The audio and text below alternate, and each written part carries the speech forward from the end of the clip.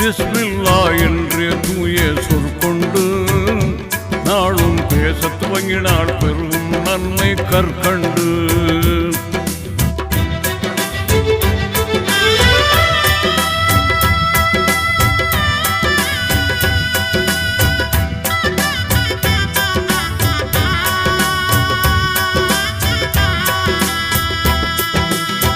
பிஸ்மில்லா என்ற தூய சொற்கொண்டு நாளும் பேசத் துவங்கினால் பெருகும் நன்மை கற்கண்டு. விசுவாசத்தின் விளக்கம் யாவும் அதிலுண்டு. தினம் வெற்றி மேல் வெற்றி கிடைக்கும் வாழ்வில் வளம்